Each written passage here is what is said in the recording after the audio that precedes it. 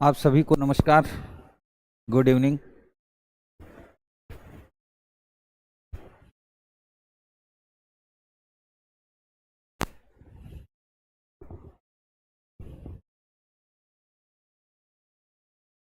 Good evening everybody. आज हम लोग सी सेट के नए बैच की शुरुआत करने जा रहे हैं। क्लास कब स्टार्ट होगा? क्लास तो स्टार्ट है।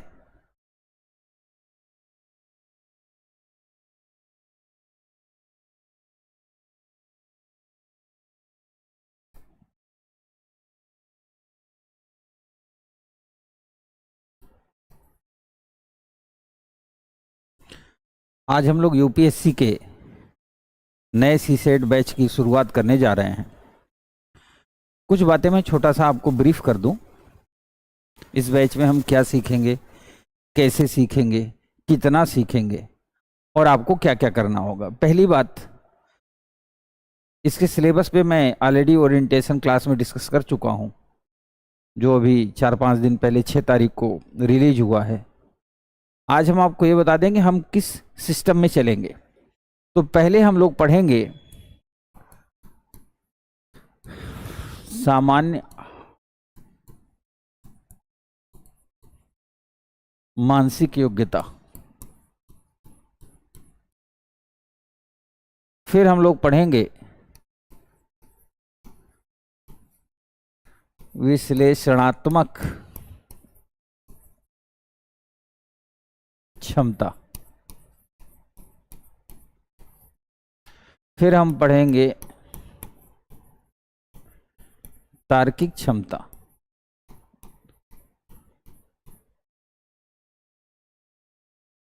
और ये जो जनरल मेंटल एबिलिटी लिखा है इसको हम लोग दो तरीके से पढ़ेंगे। पहला तो हम वो जनरल मेंटल एबिलिटी पढ़ेंगे जिसे आप जनरल मेंटल एबिलिटी समझते हैं, जिसे लोग जैसे कहते हैं ना अपने बोलचाल की भाषा में रीजनिंग कहते हैं। पर वो रीजनिंग नहीं जो एसएससी बैंक में पढ़ते हैं या कांस्टेबल के एग्जाम में पढ़ते हैं।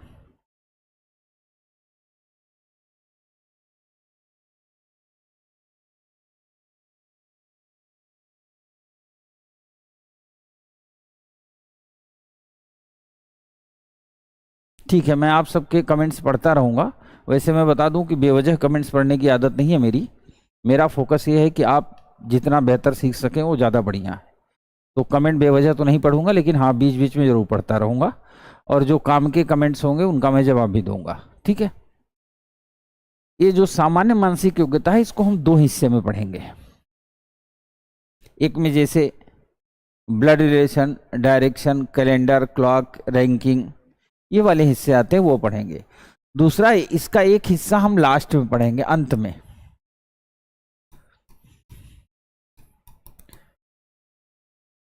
इस बार इस बैच की ये नई सामग्री होगी। जो सेकंड हिस्सा होगा सामान्य मानसिक योग्यता का, इसको हम लोग लास्ट क्लास में भी पढ़ेंगे। उसमें क्या पढ़ेंगे? दरअसल आपने अगर नोटिस किया होगा, सीसेट का अगर आपने पेपर देखा होगा, तो सीसेट में कई प्रश्न ऐसे पूछे जाते हैं जो दिमाग से हल होते हैं। यानी उसके लिए आपको मैथमेटिक्स जानने की जरूरत नहीं है। यदि आपके पास दिमाग होगा तो उसका सलूशन आएगा, और यदि आपने दिमाग का इस्तेमाल नहीं किया, दिमाग तो होता ही है, दिमाग का इस्तेमाल नहीं किया तो उन प्रश्नों का आप उत्तर दे नहीं पाएंगे, कहीं ना कहीं आप फंसेंगे। अर्थात जब हमारी जनरल मेंटल एबिलिटी, विश्लेषणात्मक क्षमता, तार्किक क्षमता, ये तीनों बेहतर होंगे तो अंत में इसे भी हम सीखेंगे। ठीक है। इसके अलावा आपके बैच में एक और क्लास होगी मेरी, वो है कॉम्प्रेंशन यानी बोध की।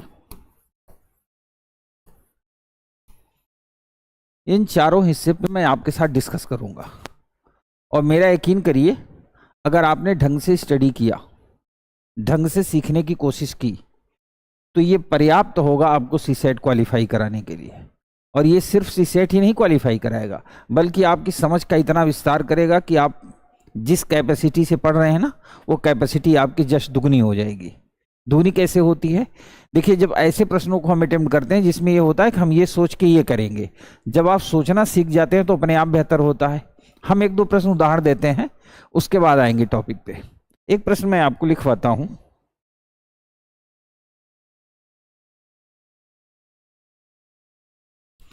यदि 150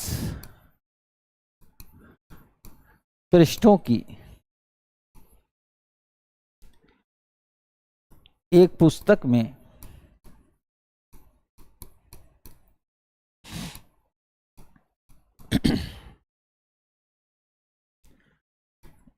एक से 150 तक संख्याएं अंकित हैं, अंकित करनी है,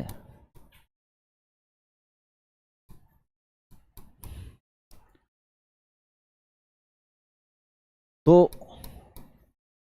पुस्तक में मुद्रित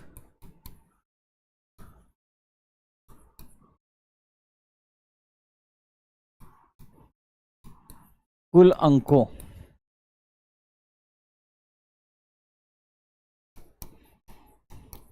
की संख्या क्या होगी? पहले आप इसको सोचेंगे, हम आपके कमेंट भी देखते रहेंगे, आप इसको सोचेंगे, उसके बाद हम लोग इस पे आगे हम डिस्कस भी करेंगे। पहले आप शुरू हो जाएं।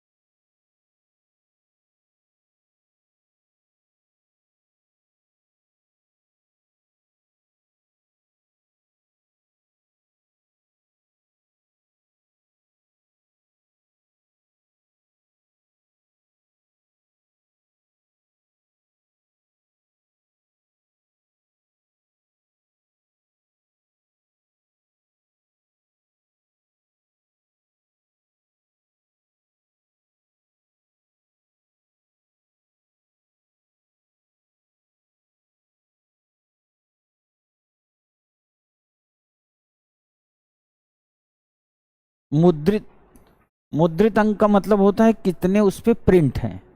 जैसे अगर हम कहीं 11 लिखे होंगे या 12 लिखा होगा तो 12 का मतलब होगा उसमें दो संख्याओं का प्रयोग हुआ ना, 1 और 2। मान लिया कहीं मैंने 117 लिख दिया तो उसमें 3 संख्याओं का प्रयोग हुआ। वही पूछ रहा है कुल संख्या क्या होगी।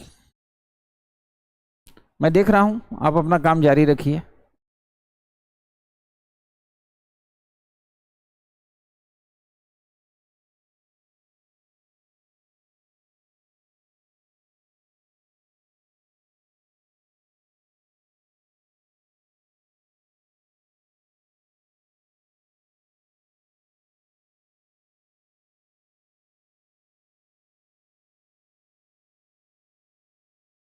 चलिए कोई बात नहीं, मैं आपके साथ डिस्कस करता हूं।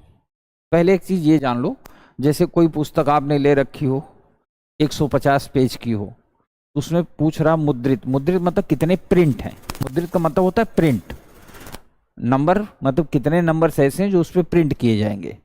उदाहरण के तौर पर अगर मान लिया कोई कहीं पे 113 लिखा है तो इसका मतलब हुआ इस पे 3 नंबर्स प्रिंट हुए हैं, 1 1 1, यानी नंबर ऑफ प्रिंट नंबर्स, ये इसमें पूछ रहा है प्रश्न में। अब इसको हम हल कैसे करेंगे, ये देखिए 150 पृष्ठ की है।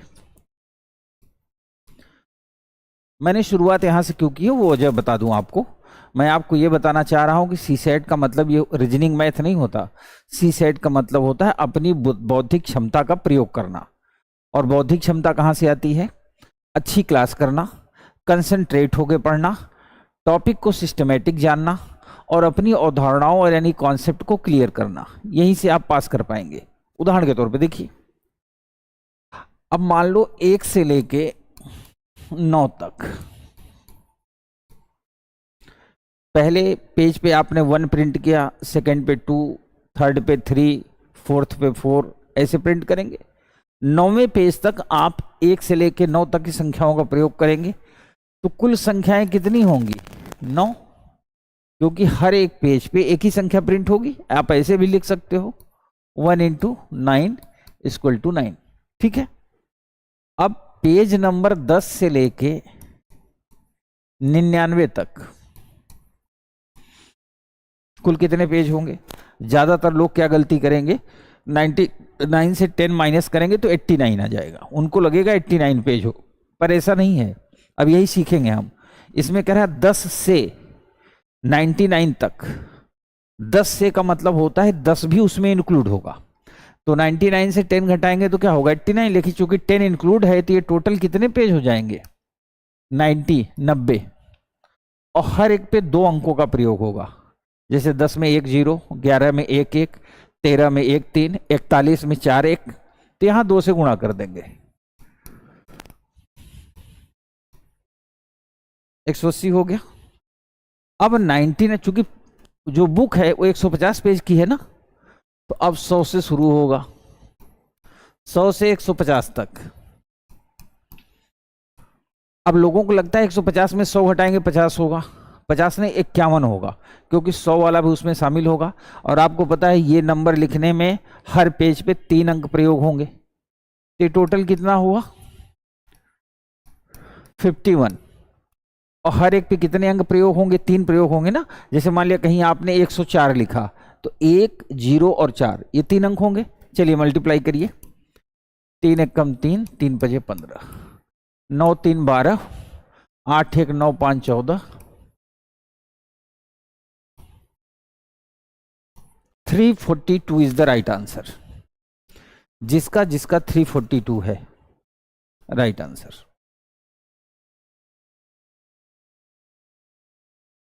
जब मेरी निगाह कभी कभी आपको मोबाइल में लगे ना कि मैं ऊपर देख रहा हूं, मैं ऊपर नहीं देख रहा, हमारे जस्ट ऊपर स्क्रीन पे आपके कमेंट्स आते हैं, इसलिए मुझे सिर ऊपर करना पड़ता है। 342 इज द राइट आंसर। अब कोई विद्यार्थी ये नहीं कह सकता कि ये मैथ है, ये मैथ नहीं है, this is general mental ability. और ये सीसेट के प्रीवियस ईयर का प्रश्न है। प्रीवियस ईयर मतलब 2021 22 23 कभी न कभी ये आया था। और इस तरह हर साल प्रश्न आते हैं। जो विद्यार्थी फेल होते हैं सीसेट में, उसके पीछे कारण क्या होता है? ओवर कॉन्फिडेंस, एसएससी बैंक में पढ़ी हुई मैथ, सीसेट जैसा अप्रोच न लेना। और एक बात याद रखना कि सीसेट हमेशा सेकंड मीटिंग पेपर होता है सीसेट का, और गर्मी बहुत होती है। ये मैं अपने पहली क्लासेस में बता चुका हूं। तो गर्मी के टाइम सेकंड मीटिंग में जब इफिशियंसी कम होगी, उस समय आपको मैक्सिमम इफिशियंसी यानी क्षमता से इस पेपर में 80 में से 27 प्रश्न करने हैं सही, यानी करने तो आपको 40 हैं, पर सही 27 होने लिए। तो जाहिर सी बात है, अगर हमारा लेवल इस टाइप का नहीं होगा ना कि हम सोच सकते हैं, तो हम इसको कर नहीं पाएंगे। ठीक है।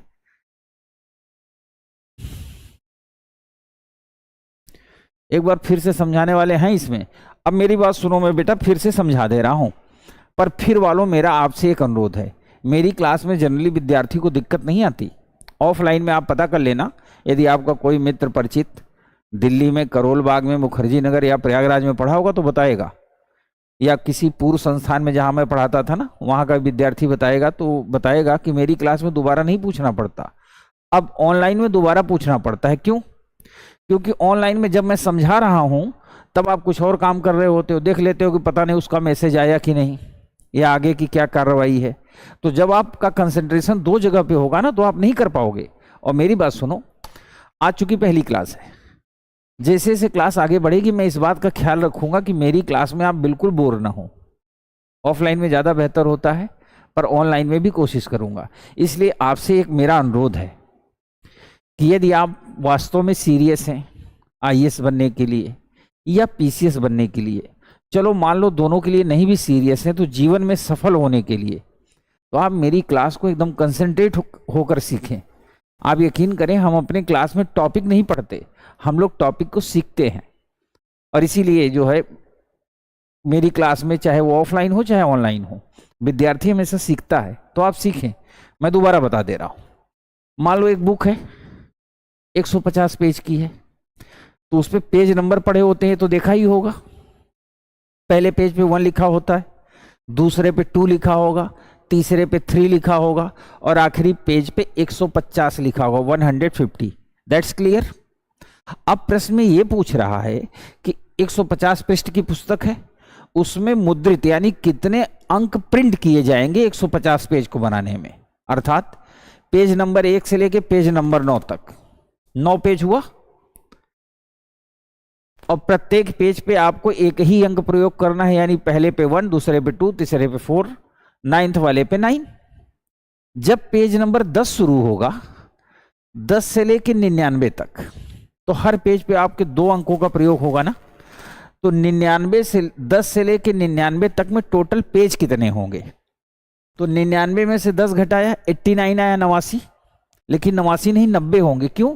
क्योंकि ये 10 वाला उसमें शामिल हो जाएगा। तो ये हुआ 90 पेज, और हर पेज के लिए हमें 2 अंकों की जरूरत पड़ेगी, 2 अंकों की। तो 90 दूना 180।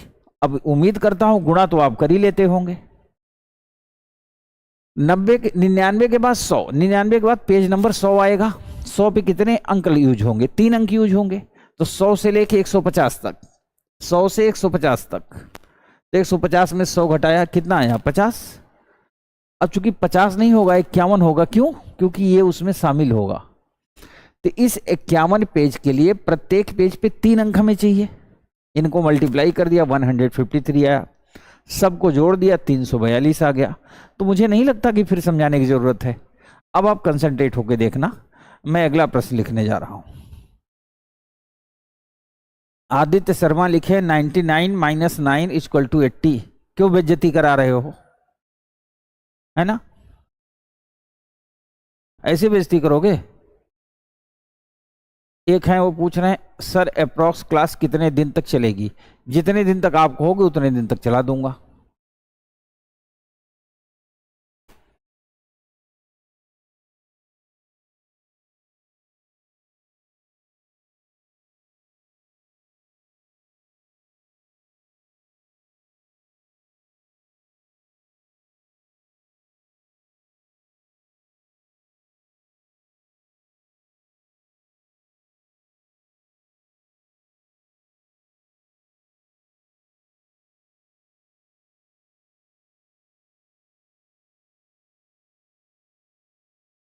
ठीक है, ठीक है, थैंक यू। अगला प्रश्न, इसके बाद सीधा हम टॉपिक पे आएंगे।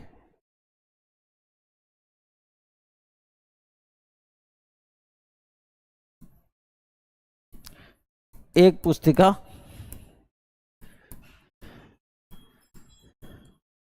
जिसके पन्ने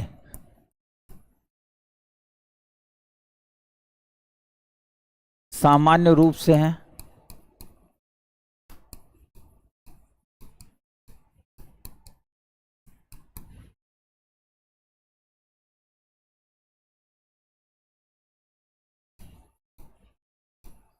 पहले पन्ने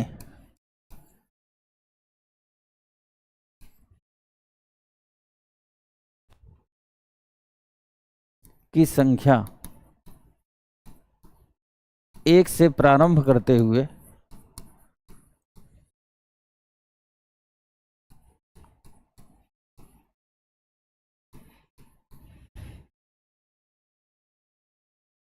अंकित है।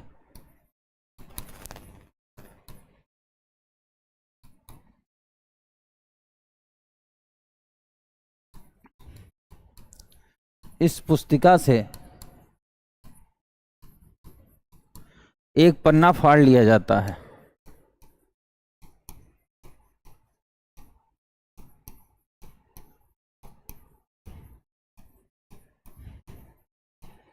फाड़ लिया जाता है।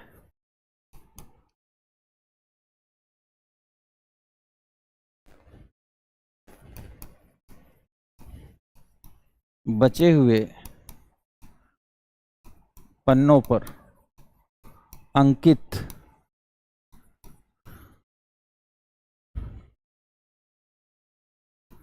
पृष्ठ संख्याओं का योग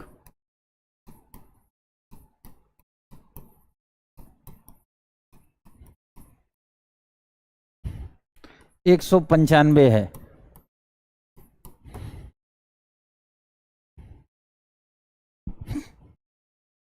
तो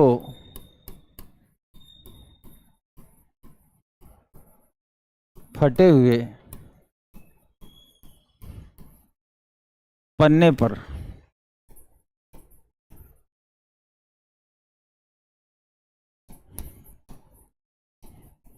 कौन सी संख्या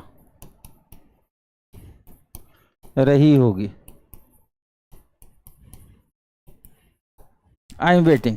अब आप कमेंट करना शुरू करो, दिमाग लगाओ, सोचो, घबराओ नहीं।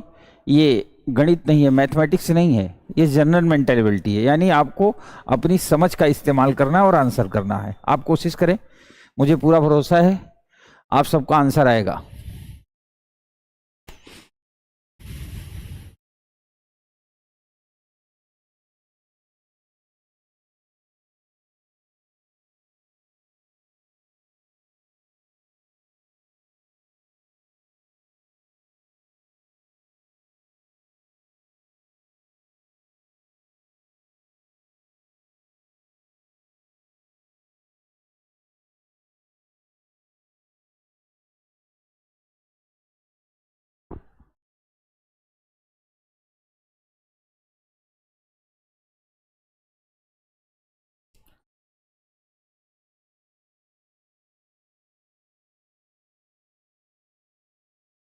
बेटा ऑप्शन नहीं देंगे ना, ऑप्शन इसलिए नहीं देना है कि हम लोग सीखेंगे, क्योंकि अगली बार यूपीएससी देगा तो हो सकता है ऑप्शन चेंज कर दे या प्रश्न का पैटर्न चेंज कर दे। तो हम तो सिर्फ आपको, आज मैं नया टॉपिक शुरू करूंगा, लेकिन नया टॉपिक शुरू करने के पहले मैं थोड़ा सा, जैसे कहते हैं ना इंजन रवा करना, जब नई गाड़ी आती है ना तो उसको थोड़ी देर स्टार्ट करके रखते हैं, तो वही हम ट्राई कर रहे हैं।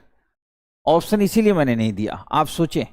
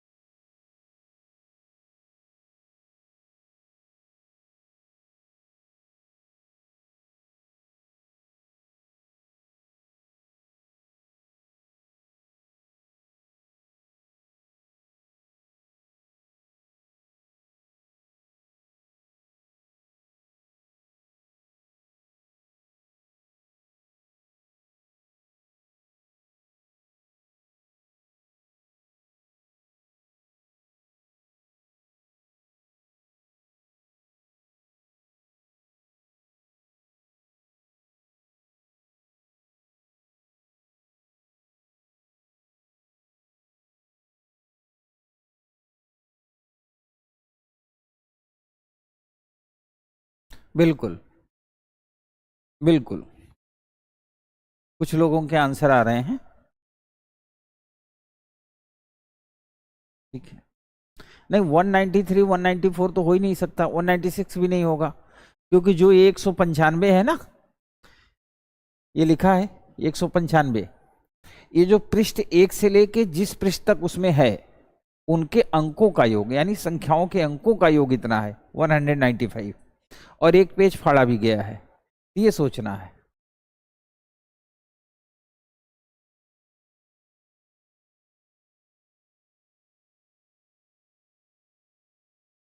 चलो कोई बात नहीं, कमेंट्स आप लोगों को पढ़ लिया, एक दो विद्यार्थियों का सही आंसर था। आइए देखते हैं। अब आप मेरे साथ सिर्फ ये ध्यान से देखो कि मैं प्रश्न को कैसे पढ़ता हूं, कैसे सोचता हूं और कैसे अटेम्प्ट करता हूं। बस आप तीन बातों फोकस रखना, और मैं पढ़ूंगा ऐसे ही जैसे एक आम आदमी पढ़ता है, आप पढ़े थे, सोचूंगा भी वैसे जैसे आप सोचते हैं। अटेम्प्ट करने के तरीके में थोड़ा सा बदलाव होगा, ध्यान से देखिए।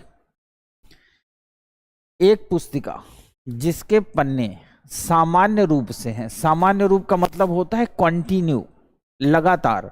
असामान्य का मतलब होता है कि मान लिया कोई आपने 40 पेज की कोई बुक लिखी और पहले पेज की शुरुआत 101 से किया, जैसे दिल्ली में क्या होता है ना, मैंने मुखर्जी नगर रखा है, नाम नहीं लूंगा, कई कोचिंग संस्थान वाले क्या थे, जैसे क्लासरूम होता है ना, क्लासरूम, तो क्लासरूम की जब नंबरिंग करते हैं तो पहले क्लासरूम के आगे एक नहीं लिखते, लिखते हैं 201, दूसरे क्लासरूम में लिखते हैं 202। तो जब आप पूछेंगे क्लास कहाँ चलेगी तो बोलेंगे 201 में चलेगी। तो आदमी को लगता है अरे यार कितना बड़ा इंस्टीट्यूट है, हमारा नंबर 201 नंबर में आया है, यानी 200 तो ऑलरेडी चल रहे हैं, जबकि 200 की पहले वाली संख्या है ही नहीं, शुरू वहीं से किया।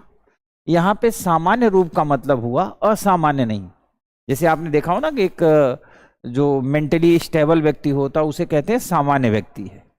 और कोई आदमी हो ऐसा कहता हो कि मुझे भूत दिखता है, कल रात में मेरे सिर पे आकर के 2 भूत डांस कर रहे थे, लाल साड़ी पहन के, सफेद साड़ी पहन के, काली साड़ी पहन के, एक चुड़ैल आती है ना, वो सब कैसे व्यक्ति कहे जाते हैं? असामान्य व्यक्ति कहे जाते हैं। सामान्य व्यक्ति वो है जैसे हम आप हैं, आराम से सोए उठे बैठे अपना काम किए। असामान्य व्यक्ति हमेशा अतिशयोक्तिपूर्ण बातें करेगा। तो इसका मतलब हुआ सामान्य रूप से, मतलब हुआ कि सामान्य रूप से संख्याएं दर्ज की गई है। ठीक है, पहले पन्ने की संख्या 1 से प्रारंभ करते हुए अंकित है, यानी पहले पेज पे 1 ही अंकित है, दूसरे पे 2, तीसरे पे 3, चौथे पे 4 ऐसे अंकित है। प्रश्न पढ़ना जरूरी है क्योंकि ये प्रश्न यूपीएससी का है। जैसे बच्चा सीसेट में क्यों फेल होता है, और सीसेट में वही लोग नहीं फेल होते जिन्होंने मैथ कभी नहीं पढ़ी। सीसेट में बीएससी मैथमेटिक्स फेल होते हैं, एमएससी मैथमेटिक्स फेल होते हैं, यहाँ तक बीटेक जो इंजीनियरिंग की है वो फेल होते हैं। इसका मतलब मैथ रीजन नहीं है, रीजन है समझ। तो समझ देखिए, इस पुस्तिका से एक पन्ना फाड़ लिया जाता, मान लो रेंडम एक पन्ना हमने यहां से निकाल लिया। पता है बेटा, जब एक पन्ना हम निकालेंगे तो पूरी पॉसिबिलिटी है कि उसके दोनों तरफ अंक छपे होंगे, और छपे ही होंगे। कोई भी पन्ना आप निकालेंगे, जैसे ये पेज है तो आप इधर देखिए, अगर 15 लिखा हो उसके पीछे क्या होगा? 16। अगर इधर 3 लिखा है तो इसके पीछे क्या लिखा होगा? 4। अगर पेज नंबर 1 लिखा है तो उसके पीछे क्या लिखा होगा? 2। तो जाहिर सी बात है, एक पन्ना जब हम फाड़ेंगे तो ये 2 संख्याओं को रिप्रेजेंट करेगा, एक्स वाई को। एक्स वाई ऐसे ही मान लिया, घबराने की जरूरत नहीं। बचे हुए पन्नों पर अंकित पृष्ठ संख्याओं का योग 195। अंकित पृष्ठ संख्याओं का योग का मतलब क्या हुआ, ऐसे समझो। अगर मैं ये कहूं कि कोई पुस्तक 5 पृष्ठों की है, कितने पृष्ठ? पृष्ठ मतलब होता है पेज। अगर आप हिंदी मीडियम है, हिंदी माध्यम से हैं, तो आपको पृष्ठ मतलब पेज आना चाहिए, और अगर नहीं आता तो फिर आप इंग्लिश मीडियम में तो 50-50 वाले में है। जैसे मान लिया मैं कहूं कि 5 पेज की एक कोई पुस्तक है, ठीक है, एग्जाम्पल के तौर पे आपको समझाने के लिए मैं बता रहा हूं। अब मैंने कहा इसके पृष्ठों के अंकों का योग क्या होगा, तो पहले पेज पे 1 होगा, दूसरे पे 2, तीसरे पे 3, चौथे पे 4 और 5वें पे 5। 5 4 9 3 12 2 14, 1 कितना होगा? 15। अंकों का योग कितना आ गया? 15, यही ना। अब अगर यही पुस्तक 10 पेज की होती तो 1 + 2 + 3 + 4 + 5 ऐसे करते करते +10, यानी 1 से 10 तक को जोड़ना। अगर ये 10 पेज की होती तो क्या होता? 1 + 2 + 3 + 4 + 5 + 6 + 7 + 8 + 9 + 10। एक तो तरीका है कि आप इनको मुहजबानी जोड़ लो, 2 1 3 3 6 4 10 5 15 6 21 7 28 8 36 9 45 10 55। एक तो तरीका ये है।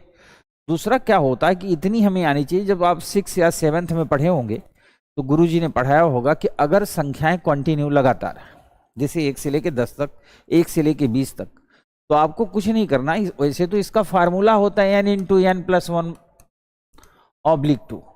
अगर आप फार्मूला नहीं भी याद रखना चाहते तो कोई दिक्कत नहीं, क्योंकि यूपीएससी फार्मूले पे मोहताज नहीं होता। आखिरी संख्या क्या है? 10। इसमें 1 जोड़ दो, 11/2 कर दो, तो कितना आ गया? 55। मैं आपको यह समझाने की कोशिश कर रहा हूं कि अगर 5 पेज की पुस्तक होती तो उसके अंकों की संख्या का योग 15 होता। अगर पुस्तक 10 पेज की होती तो अंकों का योग क्या होगा? 55, यही ना। मतलब इसके लिए हमें किसी विशेषज्ञता की जरूरत नहीं थी, और हमें टारगेट क्या दिया गया है? 195। इसका मतलब इसके आसपास का ही मामला होगा, 195 के आसपास। आई ट्राई करते हैं कैसे होगा। अगर हम मान लें कि पुस्तक 20 पेज की है, कितने, 20 पेज की। अब 20 पेज की होगी तो 1 + 2 + 3 plus dash dash dash plus 20, यही होगा। 20 पेज की होगी तो मतलब आप इस प्रश्न को एग्जाम में आप ट्राई करके कर सकते थे। अब इसके टोटल अंकों का योग क्या होगा, 20 × 21/2 कितना आ गया, 210। कितना आ गया, 210। यानी अगर पुस्तक 20 पेज की होती, उस पे नंबर्स पड़े होते, उन नंबरों को हम जोड़ते तो टोटल आता 210। अब हम एक बात तो क्लियर हो गए कि हम लोग नियर अबाउट प्रश्न के पहुंच गए हैं। हमें कहां पहुंचना है, 195। 195 का मतलब वो इससे कम कर लेते हैं। मान लेते हैं पुस्तक 19 पेज की है। 19 पेज होगा तो क्या होगा, 19 × 20/2 कितना आ गया, 190। अब जो भी बच्चा थोड़ा सा समझदार होगा वो एक बात तो समझ गया कि अगर पृष्ठ 20 पेज की है पुस्तक तो कितना आ रहा है, 210। आ गया आंसर, बहुत बढ़िया, 210 है ना बेटा। और अगर 19 पेज होगा तो क्या होगा, 19 × 20/2 2 दहम्मा 190 आ गया। और जबकि हमें मिला कितना है, 195 दोनों के बीच का। अब हम अंदाजा क्या लगाएंगे कि जो पुस्तक है उसमें 19 पेज तो नहीं रहे होंगे, क्योंकि 19 पेज होते तो 190 आना चाहिए था। और अगर पुस्तक 20 पेज की थी तो 210 आना चाहिए था, पर आ कितना रहा है, 195। तो कितना कम पड़ रहा है, 210 में से 195 घटा दिया तो कितना आ गया बेटा, 15, है ना, 15 कम पड़ रहा है ना। अब सवाल यह है कि जो 15 कम पड़ रहा है वो पेज मतलब होता दोनों तरफ लिखा हुआ। 15 संख्याएं कब कब आ सकती हैं, जैसे कुछ लोग कहेंगे कि सर 14 1 हो सकता है, 13 2 हो सकता है, 10 और 5 हो सकता है। लेकिन चूंकि जब एक पेज आप फाड़ेंगे, ऐसे 20 से फाड़ेंगे ना, तो उसके इस तरफ और इस तरफ जो संख्या होगी वो अल्टरनेट वाली, मतलब जस्ट कंटिन्यू वाली होगी। अगर इधर 5 है तो इधर 6 होगा, इधर 7 है तो इधर 8 होगा। हमें 15 चाहिए, तो जाहिर सी बात है वो पेज क्या था, 7 और 8। यानी एक साइड में 7 छपा था, एक साइड में 8। उन्हीं की वजह से 8 7 को होता है कितना, 15। उसी वजह से ये 15 कम पड़ रहा था। अब पुस्तक कितने पेज की थी, 20 पेज की। अब इन फ्यूचर प्रश्न पूछेगा तो ये नहीं पूछेगा वो कौन सा पेज फट गया था, ये नहीं पूछेगा। पूछेगा कि एक पेज फट गया तो पुस्तक कितने पेज की थी। तो हमारा आंसर क्या हो जाएगा, 20 पेज का। यानी जब आप एक प्रश्न को पढ़ें तो उसके कॉन्सेप्ट को पढ़ें। कॉन्सेप्ट से क्या क्लियर होगा कि वैसे जितने भी प्रश्न आएंगे सारे आप कर लेंगे। इससे पहले हम लोगों ने 1 से 150 वाला किया था, ये भी किया।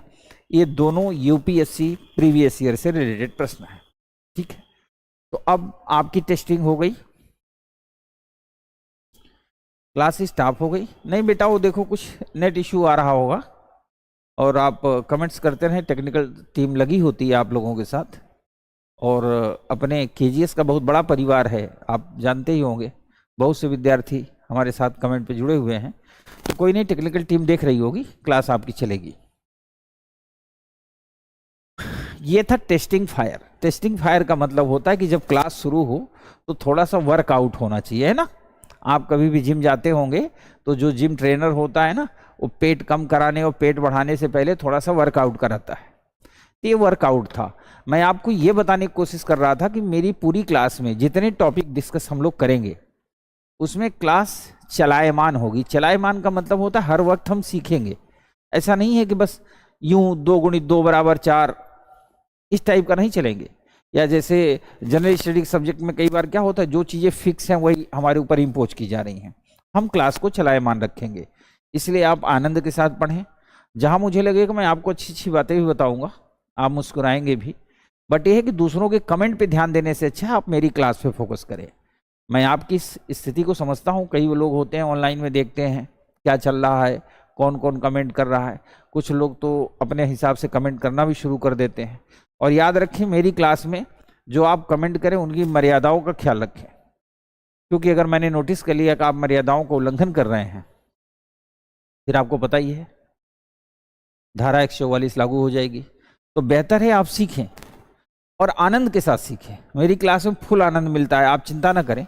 हाँ, ऑफलाइन में ज़्यादा होता है, ऑनलाइन में थोड़ा सा कम होगा क्योंकि आप सामने नहीं होते, लेकिन मैं कोशिश करूंगा कि आप पे प्रेशर ना हो। तो अब आज हम टॉपिक की शुरुआत करने जा रहे हैं। जनरली ऑफलाइन क्लास हो या ऑनलाइन, मेरा हमेशा फोकस रहता है कि हम उन टॉपिक से स्टार्ट करें जहां स्टूडेंट को कैलकुलेशन ज़्यादा करना पड़े, या उन टॉपिक से स्टार्ट करें जहां कंफ्यूजन की स्थिति ज़्यादा हो सकती है। तो हम हमेशा उस टॉपिक को पहले लेते हैं जिसमें कैलकुलेशन हो, कंफ्यूजन हो सकता है और जहां से एग्जाम में पूछता है। जैसे जैसे टॉपिक आसान होते जाएंगे उनको हम लास्ट में करते चले जाएंगे। दो फायदे होंगे। पहली बात, आप अटेम्प्ट करते वक्त क्लास चलती रहेगी तो आप मेरे से पूछ सकते हो। दूसरा, मेरा मानना है कि अगर किसी को पहलवान बनाना है ना, कि ये इतना पहलवान हो कि ये 10 किलोमीटर दौड़ चुके, तो उसको प्रैक्टिस आप 25 किलोमीटर की कराइए, 10 किलोमीटर कभी भी दौड़ लेगा।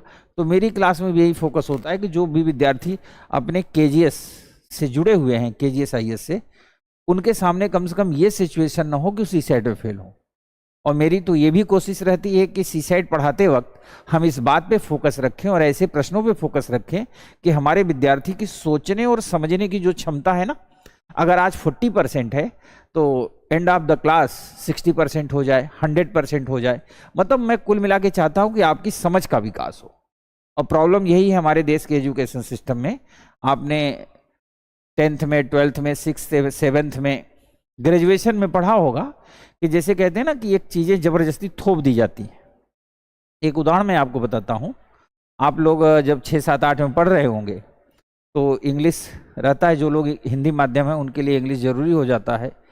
तो आपको याद होगा हम लोगों को एप्लीकेशन और ऐसे पढ़ाया जाता है। तो इंग्लिश मीडियम में इंग्लिश सब्जेक्ट में जब सर आते हैं, एप्लीकेशन एप्लीकेशन ड्राफ्ट करना नहीं बता पाते, या यूं समझ लीजिए कि हम लोग समझ नहीं पाते। तो क्या करते हैं, रट लेते हैं, to the principal I beg to say that I am suffering from fever. ये गड़बड़ी है एजुकेशन की। अगर आपकी अंडरस्टैंडिंग बेहतर होगी तो जाहिर सी बात आप मेच्योर होंगे, और मेच्योर होंगे तो क्या आईएएस और क्या पीसीएस सब क्वालिफाई होगा।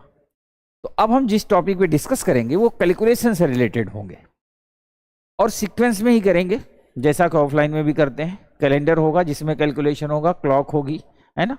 फिर हम रैंकिंग भी आएंगे, फिर अरेंजमेंट भी आएंगे, पजल ले आएंगे, नंबर सीरीज, लेटर सीरीज आएगी। तो इस सीक्वेंस में हम चलेंगे तो क्लास एनर्जेटिक बनी रहे, लर्निंग होती रहे, और आप कैलकुलेशन से थोड़ा सा अपने आप को पॉलिश करते रहे। क्योंकि ज़्यादातर विद्यार्थियों को क्या होता है, कैलकुलेशन में प्रॉब्लम होती है, और उनको अगर फ्रैक्शन में आंसर लिखने को कहा जाए थोड़ी सी दिक्कत आती है। जैसे फॉर एग्जाम्पल, आप लोग जितने भी लोग क्लास देख रहे हैं, लाइव हैं, पूरी ईमानदारी से आप 120 में 11 से भाग दीजिए, और उत्तर जो आपको देना है वो भिन्न के रूप में देना है। भिन्न के रूप मतलब दशमलव में नहीं देना, दशमलव में नहीं देना है, भिन्न के रूप में देना है। ट्राई करिए, एकदम ईमानदारी से ट्राई करिए, अपने कमेंट लिखिए, किसी दूसरे की नकल नहीं, ट्राई करिए, कमेंट लिखिए।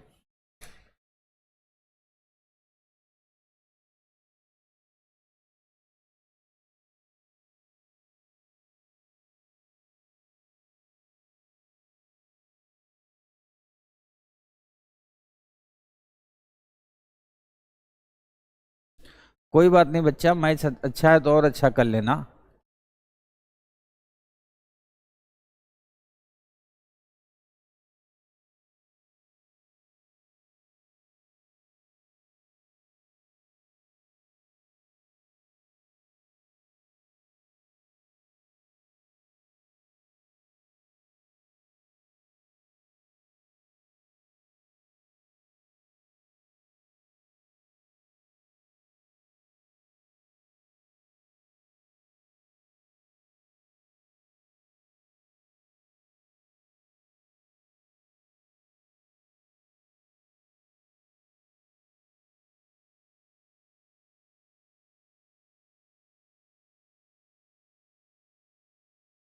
लिखते रहो, हम सबके कमेंट पढ़ रहे हैं। आप लिखते रहे, मैं साइड से आप सबके कमेंट पढ़ रहा हूं।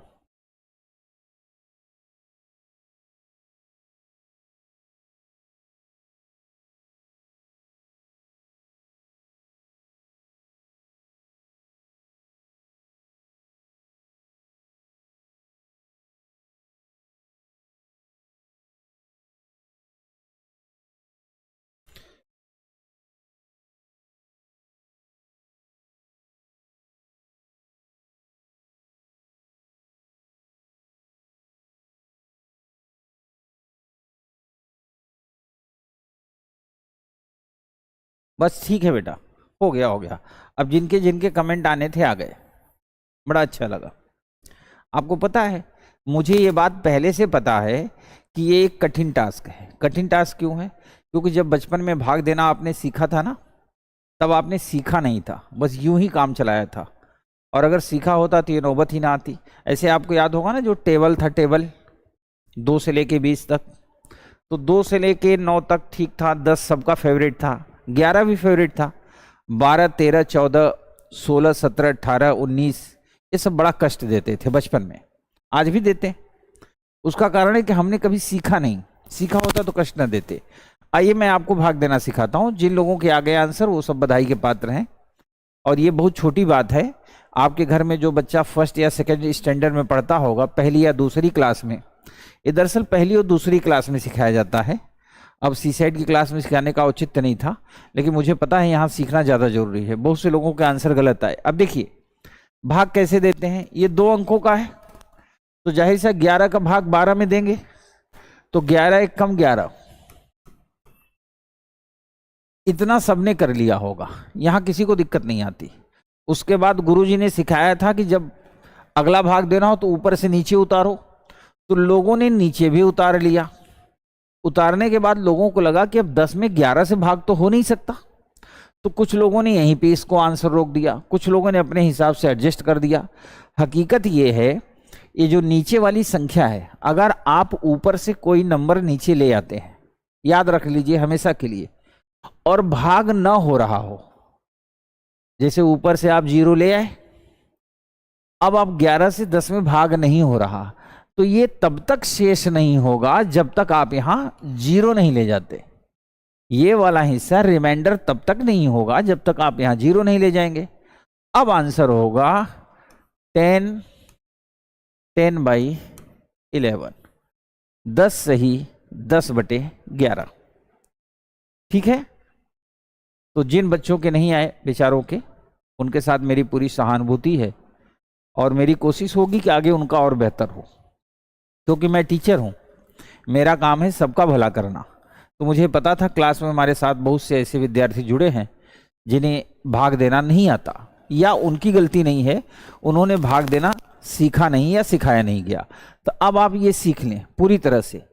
एक बार भाग ले जाने के बाद जब कोई संख्या ऊपर से नीचे उतरेगी और यदि भाग नहीं हो रहा, तो ये तब तक शेष नहीं होगा जब तक आप ऊपर 0 नहीं ले जाएंगे। तो आशा करता हूं आपने सीख लिया होगा। हाँ बेटा, केजीएस ये बहुत नॉर्मल डिवाइडेड, ऐसा नहीं नॉर्मल डिवाइडेड नहीं होता। मेरे पास तो और भी बहुत से प्रश्न हैं जो नॉर्मल एडिशन के होते हैं, लेकिन यूपीएससी क्या करता है ना, शब्दों को चेंज कर देता है, तो हमें यही नहीं समझ में आता कि एडिशन में एडिशन करना क्या है। आगे सीखेंगे। अब हम चलते हैं सीधा टॉपिक पे। आज हम टॉपिक शुरू करने जा रहे हैं।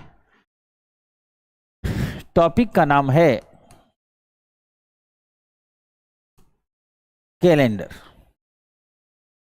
यहां से हर साल लगभग यूपीएससी प्रश्न पूछता है, लगभग प्रतिवर्ष, कई कई बार तो 2-2 प्रश्न भी पूछता है। और ये थोड़ा सा इसलिए इंपॉर्टेंट है कि इसमें कुछ चीजें याद करने लायक होती हैं। वैसे तो मेरी पूरी क्लास में शुरू से लेकर अंत तक कुछ याद नहीं करना पड़ता, लेकिन जहां मुझे लगता है कि ये बात आपको याद होनी चाहिए वो मैं याद करा देता हूं। तो इस टॉपिक में कुछ ऐसा है कि आपको थोड़ा बहुत याद करना पड़ता है, इसीलिए इस टॉपिक को मैं सबसे पहले इंट्रोड्यूस करता हूं। और कैलकुलेशन भी इसमें होगा, तो आपको कैलकुलेशन करने में भी दिक्कत नहीं आएगी। एक बच्चा है केजीएस यूजर, ये लिख रहा है कि सर इसके पहले वाले प्रश्न बता दीजिए कि जो आपने 7-8 किया था वहां 9 और 6 हो सकता है। बेटा एक बात बताओ, उस प्रश्न में लिखा है कि पेज पे सामान्य रूप से बनाए गए हैं, तो कभी ऐसा कोई पेज देखा आपने कि एक तरफ 6 छपा हो, दूसरे साइड में 9 छपा हो? तो 9 6 15 तो हो ही नहीं सकता, 7 और 8 ही हो सकता है जो लगातार संख्याएं हो, और लगातार में 7 8 ही होगा ना।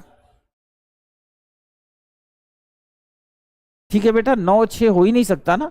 आपने अपने जीवन में कोई ऐसा पेज देखा है जिसमें एक तरफ 9 छपा हो एक तरफ 6 छपा हो? ये आपने जरूर देखा होगा किसी हॉरर फिल्म में, कोई भूत आपके सामने बैठा होगा, पेज पलट दिया होगा हॉरर फिल्म में, वहीं देख सकते हैं। वहां तो कोई भी नंबर आ सकता है, लेकिन हकीकत की दुनिया में, चूंकि मैंने कहा था ना ये हॉरर इश्यू नहीं है, ये क्या है, एक सामान्य घटना है ना। सामान्य घटना का मतलब जो पुस्तक छपी है वो पूरी तरह से रूल रेगुलेशन से छपी है, तो यानी पेज में कोई मिस्टेक नहीं होगा। तो 6 और 9 होने का मतलब फिर तो हॉरर बुक हो जाएगी ना, भूतई किताब, या वो मार्केट में मिलती है ना तमाम सस्ती किताबें, खूनी खंजर, सत्य और झूठ की कहानियां, तो उन सब किताबों में ऐसा हो सकता है। लेकिन चूंकि ये किताब उसमें लिखा है ना कि सामान्य रूप से लिखी गई है, तो जहां सामान्य रूप से होगा वहां ऐसा नहीं होगा, इसलिए आप एकदम निश्चिंत रहें। ठीक है, थोड़ा सा हंसी मजाक के लिए मैंने ऐसा बोला, तो आप फील न करना। कैलेंडर, इस टॉपिक की हम शुरुआत करने जा रहे हैं। मैं आपको पहले थोड़ा सा ब्रीफ कर दूं।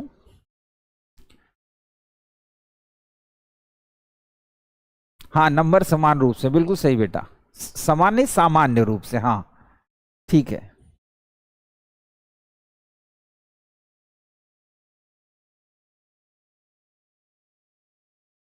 अब देखो एक बच्चा पूछ रहा है सर हम कितने लोग लाइव हैं?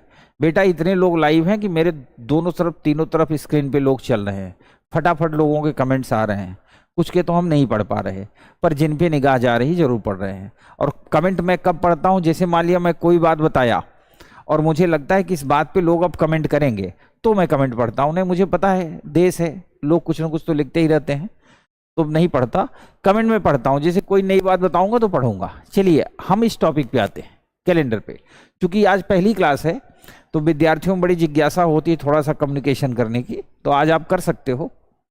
कल से हम लोग जब पिकअप लेंगे तो थोड़ा सा कम्युनिकेट तो करेंगे, आपको मौका भी देंगे आंसर निकालने का, आपको ये फील भी आए कि आप ऑफलाइन क्लास ले रहे हैं, हंसी वाली बातें भी होंगी, लेकिन ज़्यादातर हम फोकस होंगे क्योंकि हम हर एक का कमेंट नहीं पढ़ पाएंगे। आज पढ़ लेते हैं, आज पहली क्लास है। हाँ बच्चा, कैलेंडर बहुत अच्छा चैप्टर है और अगर इसको और अच्छे से पढ़ेंगे तो और मजा आएगा। ठीक है, कोई नहीं बेटा, फिर से कर दो, कमेंट पढ़ लूंगा।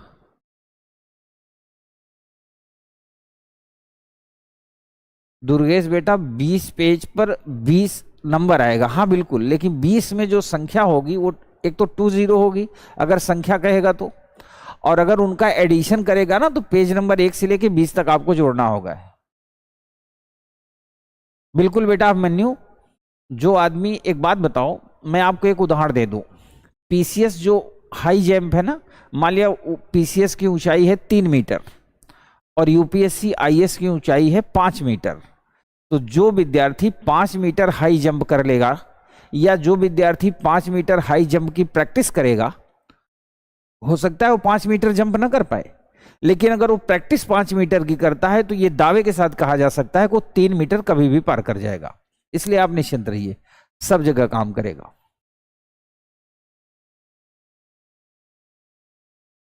बुक के बारे में अभी मैं कुछ नहीं बता पाऊंगा डियर, जल्दी ही बुक आएगी, अपने केजीएस खान ग्लोबल स्टडी की ही बुक आएगी, क्योंकि मार्केट में सीसेट लेवल की कोई बुक है नहीं, ज़्यादातर या तो एसएससी या बैंक लेवल के हैं, या कुछ लोगों ने सीसेट के नाम से जो बुक निकाली भी है वो क्या किए हैं, एसएससी बैंक वाले क्वेश्चन उठा के एडजस्ट करके टॉपिक में दे दिए हैं, तो मैं किसी बुक को सजेस्ट नहीं करता। हाँ, अपने संस्थान में कोशिश जारी है कि एक नई बुक आए जो सीसेट की बड़ी ऑथेंटिक हो और पूरा वो कश्मीर से लेके कन्याकुमारी तक जो लोग भी विद्यार्थी तैयारी कर रहे हैं उनके वो काम आए।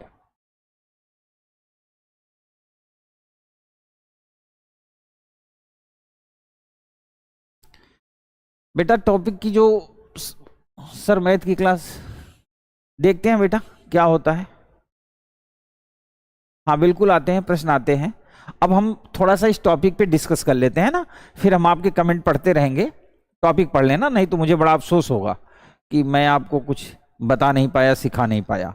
जनरली मेरी क्लास में होता है, हम बात तो कर लेते हैं, लेकिन हमारा फोकस ये होता है कि हम टॉपिक भी सीखें। दरअसल बेटा, अब हम थोड़ी देर के लिए आप अपने कमेंट को थोड़ा सा विश्राम देना।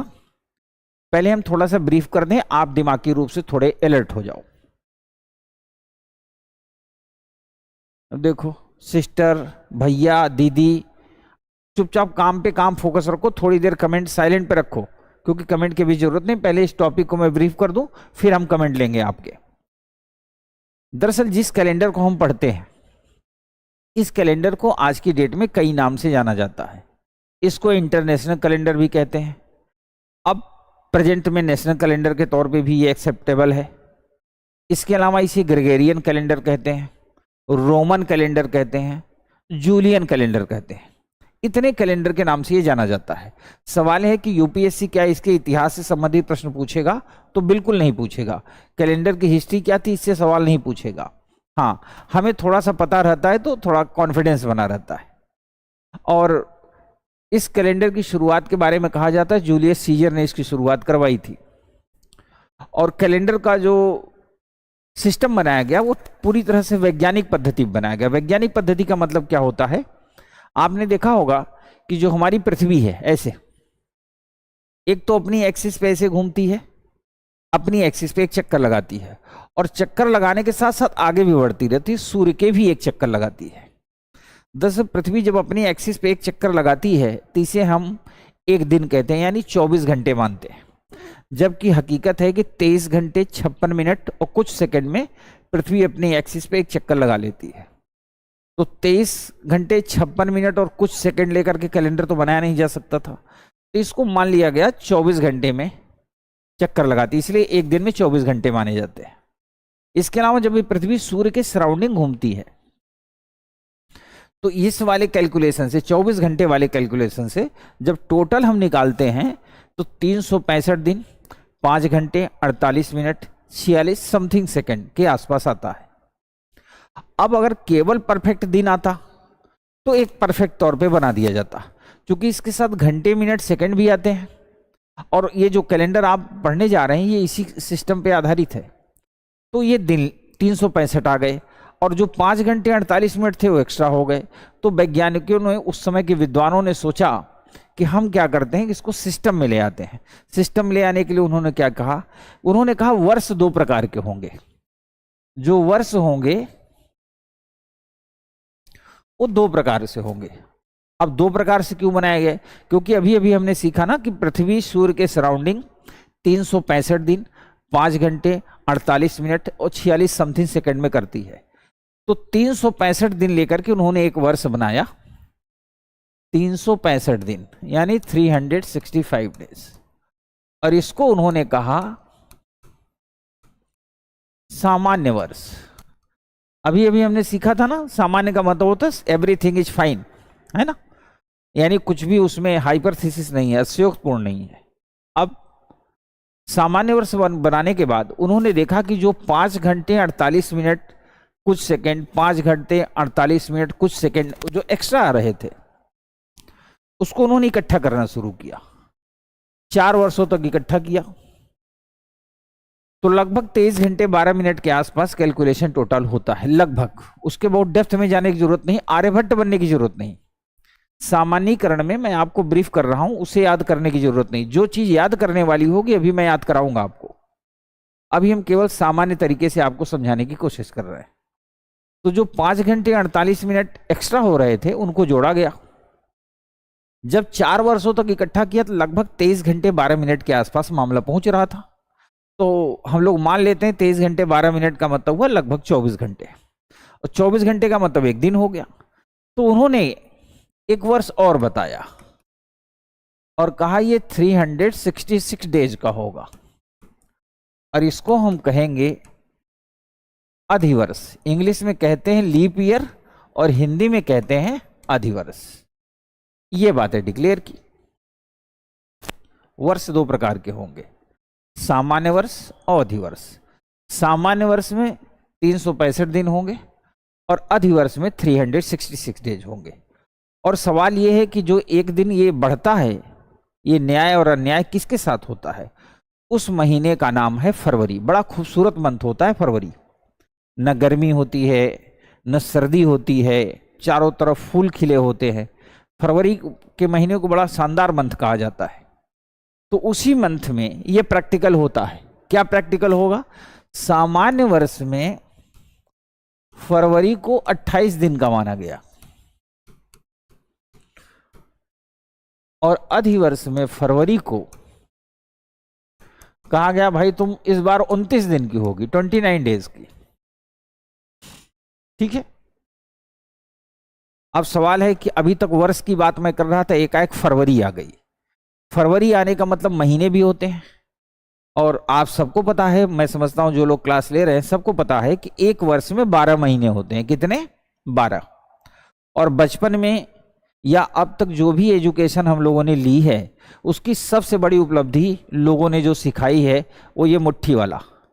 मैं समझता हूं इस क्लास में जितने लोग लाइव हैं उन सबको ये पता होगा कि ये मुट्ठी वाला, चाहे गुरुजी ने सिखाया हो, चाहे दादाजी ने, चाहे मम्मी ने, चाहे नाना जी ने, चाहे मौसा ने, चाहे पड़ोसी वाले अंकल ने, कि जो ऊपर वाला है ये 31 होता है, नीचे वाला 30 का। ऊपर वाला 31 का, नीचे वाला 30 का।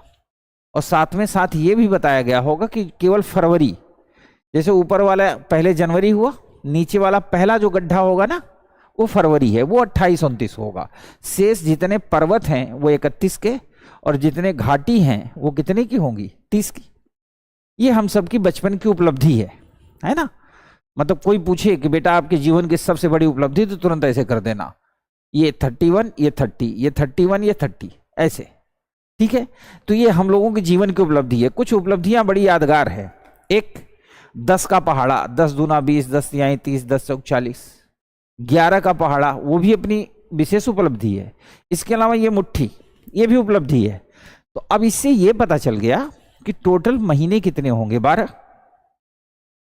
और 12 महीनों में से 7 महीने 31 के होते हैं, 31 के। 4 महीने ऐसे होंगे जो 30 के होंगे और एक अपना फरवरी जो है, जो सबसे खूबसूरत महीना होता है, उसके साथ न्याय न्याय चलता रहता है, तो वो 28 और 29 का होता रहेगा। जब फरवरी 28 की होगी तो सामान्य वर्ष होगा और जब फरवरी 29 की हो जाएगी तो अधिवर्ष हो जाएगा। अब सवाल ये है कि किस वर्ष को अधिवर्ष कहा जाएगा और किस वर्ष को सामान्य वर्ष कहा जाएगा, ये भी समस्या है। जैसे किसी ने कहा कि सर 1942 में ये हुआ था, किसी ने कहा 2056 में ये होगा, किसी ने कहा 2047 में ये होगा। 1947 में हम आजाद हुए थे, 2047 आएगा तो 100 वर्ष पूरे हो जाएंगे, है ना, शताब्दी मनाएंगे। तो 2047 में फरवरी कितने दिन की होगी, यानी लीप होगा या सामान्य होगा, एक टास्क है। मैं समझता हूं जितने विद्यार्थी लाइव हैं उन्होंने ये पोर्शन नोट कर लिया होगा, क्योंकि मैं थोड़ा सा बड़ा इसलिए लिखता हूं कि आपको मोबाइल पे दिखता है, तो अब मैं इस पेज को हटा रहा हूं। और जो लोग ना लिख पाए हों वो रिवाइज करके क्लास से देख सकते हैं।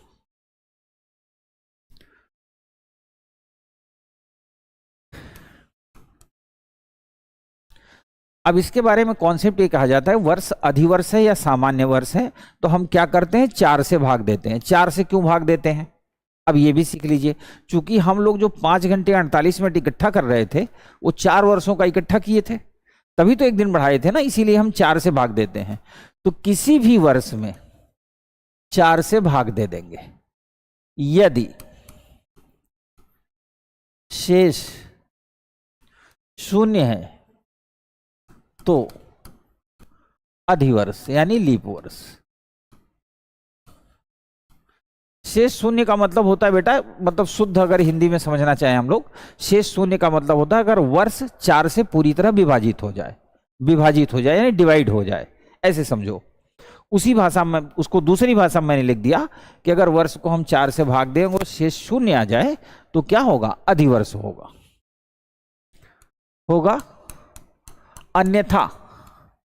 अन्यथा का मतलब हुआ कि यदि ऐसा ना हुआ तो, आगे हम लोग जब पढ़ेंगे ना लॉजिकल रीजनिंग, वहां मैं आपको बताऊंगा अन्यथा, यदि, किंतु, परंतु, इसलिए, लेकिन, शायद, इनके क्या क्या अर्थ निकलते हो, कैसे मीनिंग बदल जाती है। कहीं पे कॉमा लगाने पे क्या हो जाता है, कहीं पे पूर्ण विराम लगाने से शब्द कैसे बदल जाते हैं, ये हम सीखेंगे, कोई बात नहीं। यदि शेष शून्य है तो अधिवर्ष होगा, अन्यथा, अन्यथा क्या होगा, सामान्य वर्ष होगा, अन्यथा सामान्य वर्ष होगा।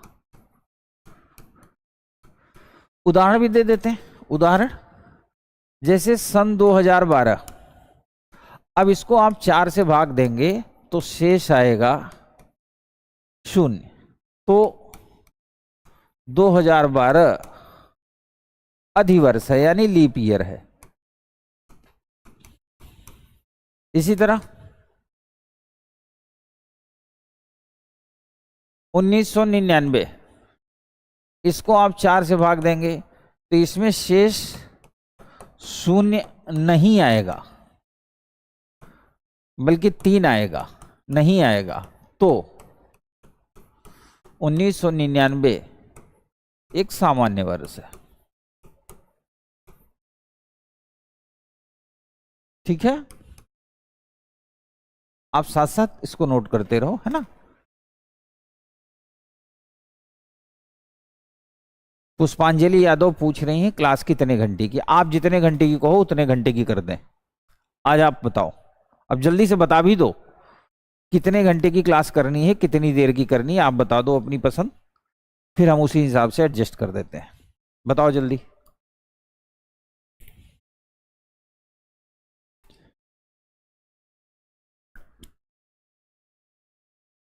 ठीक है बेटा दीपेश चौधरी, मैंने आपका नाम ले लिया और मुझे याद भी रहेगा। क्लास कितने घंटे की, वही तो मैं पूछ रहा हूं, कितने घंटे के आप चाहते हो। आपको पता है जब मेरी क्लास ऑफलाइन चलती है ना तो लोग प्रार्थना करते हैं कि ये 4-6 घंटे और चलती रहती। कोई बात नहीं, 1-2 क्लास के बाद ऑनलाइन में भी आप प्रार्थना करोगे और चलती रहती, या जिन्होंने भी मेरे से पढ़ा उनसे पूछना। फिलहाल ये जो क्लास आपकी रखी गई है मैं बता दूं, ये 1.5 घंटे की रखी गई है। आज थोड़ा सा 5 मिनट 7 मिनट पहले छोड़नी पड़ेगी, कुछ रीजन है, और क्लास का जो प्रॉपर टाइम होगा वो 1.5 घंटे का होगा, 6 से 7:30, ये फिक्स टाइम है, इसलिए बिल्कुल आप दुखी ना हो, आनंद लीजिए क्लास का। ये आ गया। अब लेकिन एक प्रॉब्लम है, ये तो हमने सीख लिया कि वर्ष 2 प्रकार के होते हैं, सामान्य वर्ष, अधिवर्ष। सामान्य वर्ष में 365 डेज, अधिवर्ष में 366 डेज। सामान्य वर्ष की फरवरी 28 की होगी, अधिवर्ष में 29 की होगी। कोई वर्ष सामान्य है या नहीं, इसके लिए हम क्या करते हैं, 4 से डिवाइड करते हैं। अगर शेष 0 आ गया यानी पूरी तरह विभाजित हो गया तो अधिवर्ष, अन्यथा वो क्या होगा, सामान्य वर्ष। लेकिन एक इसमें एक्सेप्शन होता है, एक्सेप्शन माने होता है अपवाद। अब वो अपवाद क्या होगा और अपवाद होता क्यों है, अपवाद जो होता क्यों है ये तो हम आगे सीखेंगे, क्योंकि अभी बता दूंगा तो ओवरडोज हो जाएगा। आगे मतलब इसी टॉपिक में कल की क्लास में या परसों की क्लास में सीखेंगे कि अपवाद की जरूरत क्यों पड़ती है। फिलहाल हम अपवाद पे आज लिखा देते हैं। यदि कोई वर्ष, यदि वर्ष शताब्दी है, शताब्दी है, शताब्दी को इंग्लिश में कहते हैं सेंचुरी, और हिंदी में शत, शत मतलब सैकड़ा, यानी कोई ऐसा वर्ष जिसमें 00 आता हो। शताब्दी का मतलब होता है 00 आना, सैकड़ा आना। यदि कोई वर्ष शताब्दी है तो 400 से भाग देंगे, भाग देंगे। यदि शेष 0 आया तो अधिवर्ष,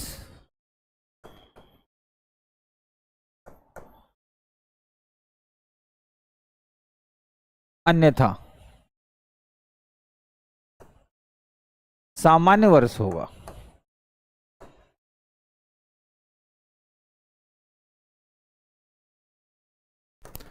उदाहरण के तौर पे जैसे मान लिया कह दिया कि सन 1600, 1700, 1800, 1900, 2000, 2100, 2200, 2300, सन 1300, सन 800, ये सब क्या है जिसमें 00 हो, क्या है, शताब्दी है।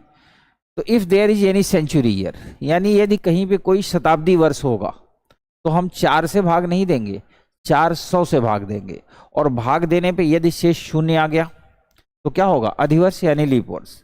और यदि शेष शून्य नहीं आया तो क्या होगा, सामान्य वर्ष होगा। अब आप में से बहुत से विद्यार्थी होंगे जो इस बात को समझते होंगे, बहुत से ऐसे होंगे बेचारे जो ये नहीं समझ पा रहे होंगे ऐसा होता क्यों है, जब वहां 4 से भाग दे रहे हैं तो यहाँ 400 से क्यों देने लगे। तो इसका एक सिंपल कॉन्सेप्ट है, क्योंकि आज मैं बताऊंगा तो ओवरडोज होगा। कल की क्लास में जब आप थोड़ा सा इंजन आपका और फिट हो जाएगा ना, तो मैं आपको बताऊंगा कि शताब्दी आने पे हम 400 से ही भाग क्यों देते हैं। इसके बारे में लगभग मैं आपको थोड़ी देर पहले पढ़ा चुका हूं, पर उसको मैं बताना नहीं चाहता, तो मैं आपको ये ब्रीफ कर दूंगा कि हम 400 से भाग क्यों देते हैं। हाँ, जैसे लिखवा देता हूं बेटा, ये नोट हो जाए फिर मैं लिखवा देता हूं।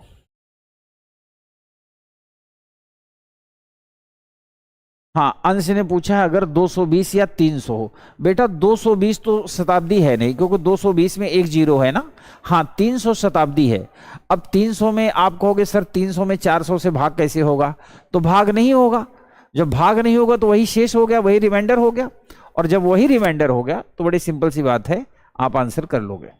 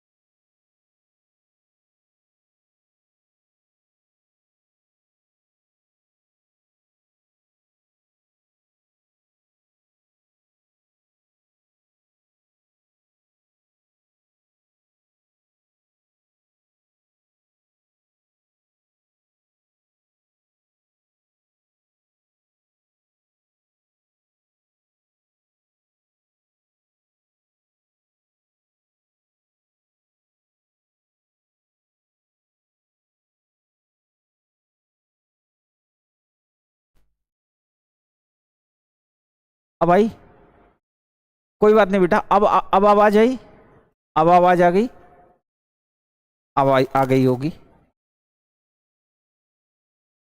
अब आ रही होगी। एक बार देखो तो सही।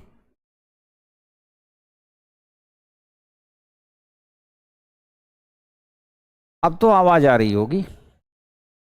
हाँ बिल्कुल, ओके, आ रही है। इधर देखो बेटा, मैं फिर उस पेज पे चला जाता हूं। मैंने कहा यदि वर्ष शताब्दी है तो हम 400 से भाग देंगे। भाग देने पे शेष यदि शून्य आएगा तो अधिवर्ष, अन्यथा सामान्य वर्ष होगा। अब इसके उदाहरण के तौर पर मैंने ये वाला हिस्सा लिया और मैंने बताया कि शताब्दी होती क्या है। जैसे 100, 200, 300, 400, 500, 600, 700। अब जो बीच वाला नहीं लिखा है उसको गायब मत कर देना। 800, 900, 1000, 1100, 1200, 1300, 1400, 1500, 1600, 1700, 1800, 1900, 2000, 2100, 2200, ये सभी क्या है, ये है शताब्दी। अब सवाल है कि इन शताब्दी में से कौन कौन सी शताब्दी ऐसी होगी जो लीप वर्ष में आएगी, कौन सी नहीं आएगी। उदाहरण के तौर पर जैसे ये है 100, 100 में 400 से भाग देंगे तो भाग तो होगा नहीं। जब भाग नहीं होगा तो यही शेष हो गया, तो 100 अधिवर्ष नहीं है, 200 भी अधिवर्ष नहीं है, 300 नहीं, 400 अधिवर्ष है, 500, 600, 700 नहीं है। 800 अधिवर्ष है, 900, 1000, 1100 नहीं है, 1200 अधिवर्ष है, फिर 1600 अधिवर्ष है ना।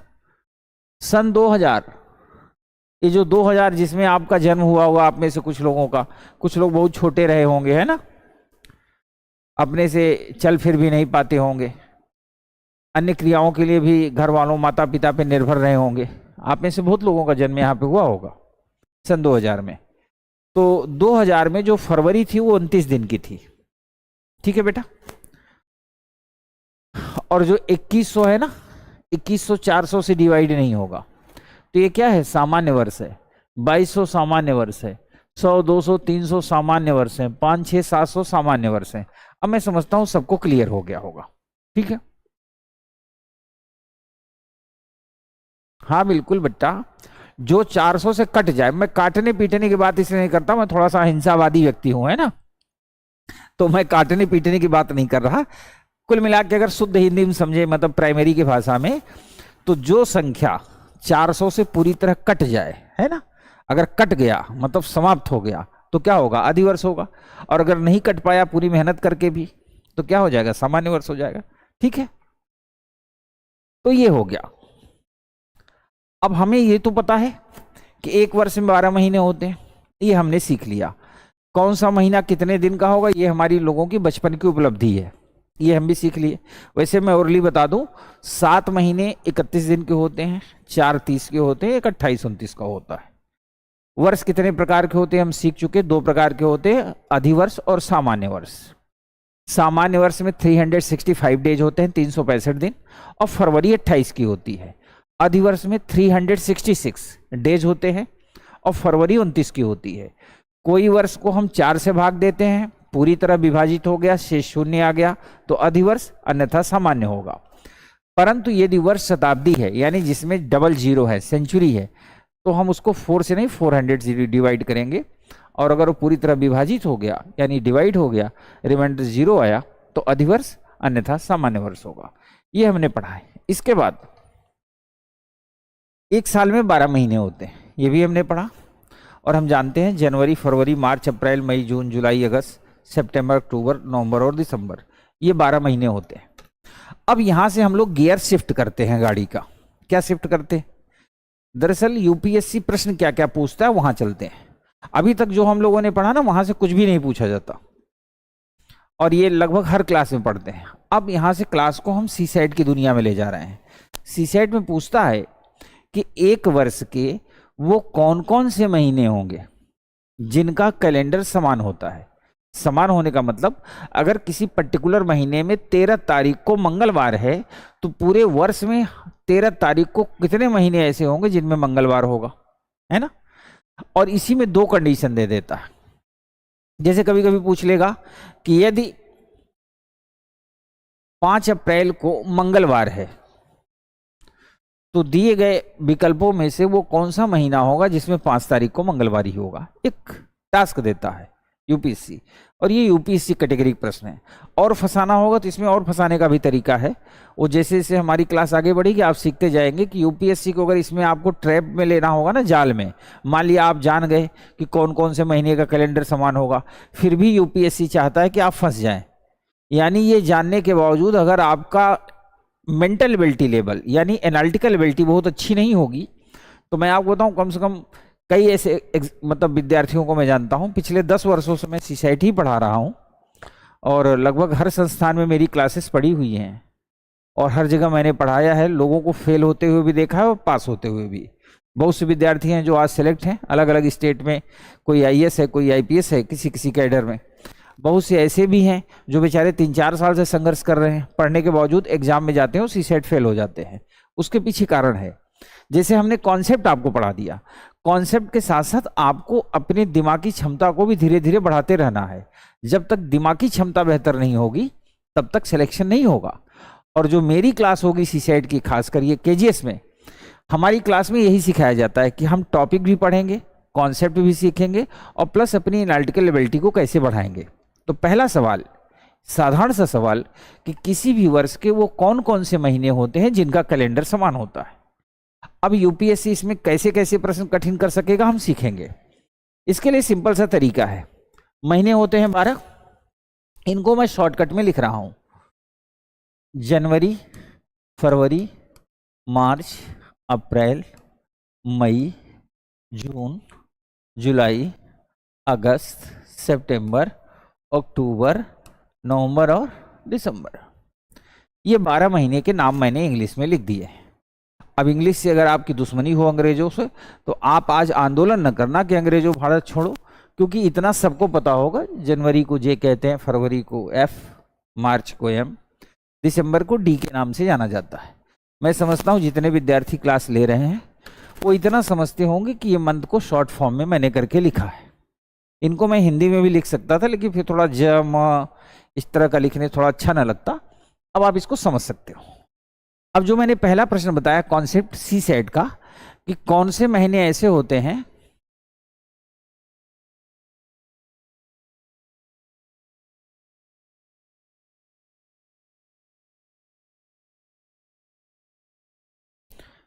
एमडी अनवर बेटा 400 से क्यों काट रहे हैं, ये मैंने आपसे कहा ना, मैं अभी भी बता सकता हूं।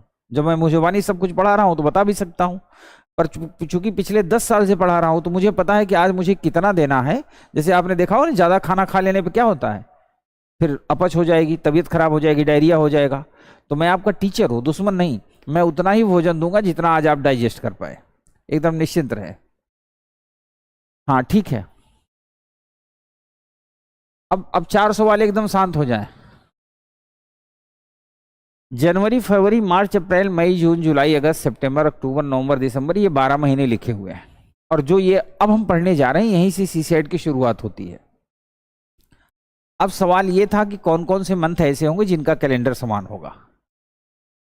हर वो मंथ जिनके कोड समान होंगे, कोड, हम लोग एक कोड पढ़ने जा रहे हैं, और पढ़ने ही नहीं जा रहे हैं, उसको रटने भी जा रहे हैं।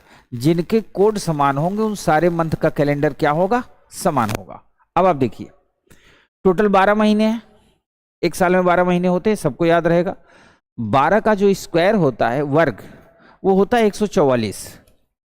तो 144, 025, 036, 146। कैसे याद रखेंगे, एक वर्ष में 12 महीने होते हैं, 12 का वर्ग होता है 144, 144। तो 144, 025, 036, 146, 144, 025, 036, 146। इसके लिए दिमाग में जोर डालने की जरूरत नहीं, एकदम फ्लो में लीजिए। 144, 025, 036, 146। अब सवाल है कि जनवरी का कोड 1, फरवरी का 4, मार्च का 4, अप्रैल का 0, मई का 2, जून का, जुलाई का 0, अगस्त का 3, सितंबर का 6, अक्टूबर का 1, नवंबर का 4, दिसंबर का 6। अब यहां साफ साफ देखने पता चल रहा है कि फरवरी, मार्च और नवंबर का कोड समान है, सबका 4 है। तो अगर 10 फरवरी को सोमवार होगा तो 10 मार्च को भी सोमवार होगा और 10 नवंबर को सोमवार होगा, और किसी महीने में यह घटना नहीं घटेगी। इसी प्रकार अगर 5 जनवरी को संडे है तो पूरे साल किसी भी महीने में 5 तारीख को संडे पड़ेगा, तो महीना केवल होगा अक्टूबर। इसी तरह 0, अप्रैल और जुलाई का कोड समान है, तो अगर 1 अप्रैल को अप्रैल फूल मनाया और अप्रैल फूल वाले दिन बुधवार है, तो आप यकीन मानो जुलाई में भी 1 तारीख को बुधवार ही होगा। इसी तरह सितंबर और दिसंबर दोनों का कोड क्या है, 6। तो अगर 10 सितंबर को शुक्रवार है तो 10 दिसंबर को भी क्या होगा, शुक्रवार होगा। यहां से हम लोगों ने यह सीखा कि जिनका जिनका कोड समान होगा उन सारे मंथ के कैलेंडर क्या होंगे, समान होंगे। सीख गए, जिन मंथ का कैलेंडर समान होगा, जिन मंथ का कोड समान होगा, उन सारे मंथ के कैलेंडर क्या होंगे। सर जी मॉड्यूल भी पढ़ाएंगे ना, प्लीज बताएं sir ji. Module means, Manisha module means what, module means आप मॉड्यूल को आप क्लियर तो करो, किस टाइप का आप मॉड्यूल चाहते हो। ठीक है, आप थोड़ा सा लिखो, मैं देख लूंगा कैसा मॉड्यूल आप चाहते हो।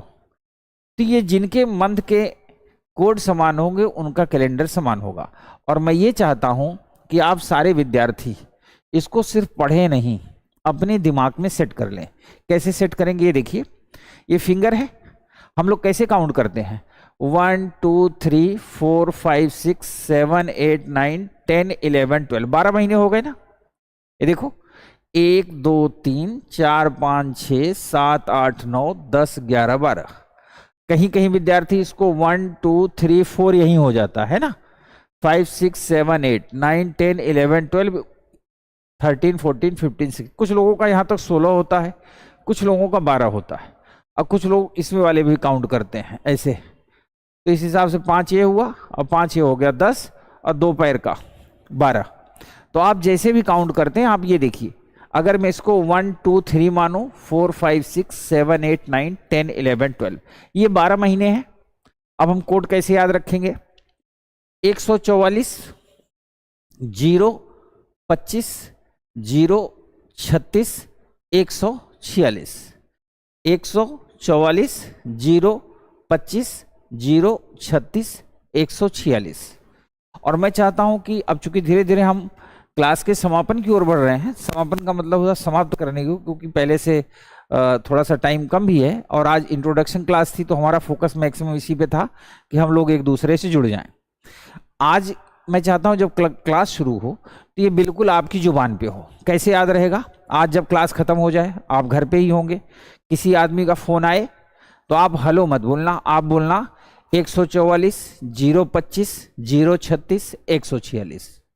उधर वाले ने कहा और भाई क्या हाल चाल है, चलिए फिर कल बात करते हैं, गुड नाइट, तो आप गुड नाइट ना बोलना, आप बोलना 144 0 25 0 36 146। तो मुझे लगता है कि ये अगले 100 वर्षों तक आपके दिमाग से नहीं निकलेगा। खाना खा रहे हो, किसी ने पूछा कितनी रोटी चाहिए, तो आप कहना 144 0 25 0 36 146। ठीक है। मम्मी पूछें कैसी चल रही है लाइफ, तो लाइफ आपकी कैसी भी चल रही हो, चलती तो सबकी है, तो आप मम्मी से क्या बोलोगे? 144 0 25 0 36 146। मम्मी समझ जाएंगी कि आपकी लाइफ बिल्कुल सही ट्रैक पे चल रही है। लगता है तिवारी सर से सीसेट की क्लास पढ़ना शुरू कर दिया है। 144 0 25 0 36 146। तो हम याद रखेंगे बेटा, जिन जिन मंथ का कोड समान होगा उनका कैलेंडर समान होगा। इसका इंप्लीमेंट कैसे करेंगे कल की क्लास में हम सीखेंगे, क्योंकि आज टाइम कम है, दूसरी क्लास भी शुरू होनी है, और धीरे धीरे हम सीखते जाएंगे। आशा करता हूं आज आप पहला दिन होने के बाद भी थोड़े से जुड़े होंगे, कनेक्ट हुए होंगे। कल से हम लोग गति को और बढ़ाएंगे और 1 बाय 1 करके सीखेंगे। आपके सारे प्रश्नों का मैं उत्तर दूंगा। आपके मन में जितनी प्रकार की जिज्ञासाएं हो, हर बात का उत्तर मिलेगा। आप एकदम निश्चिंत रहिए। आप मुझसे ये भी पूछेंगे आपकी शादी कब होगी, ये भी मैं बता दूंगा। आपके मन में क्या चल रहा है आप पूछेंगे, ये भी बता दूंगा। लेकिन पहले टॉपिक पढ़ेंगे, ठीक है? तब तक के लिए धन्यवाद, नमस्कार।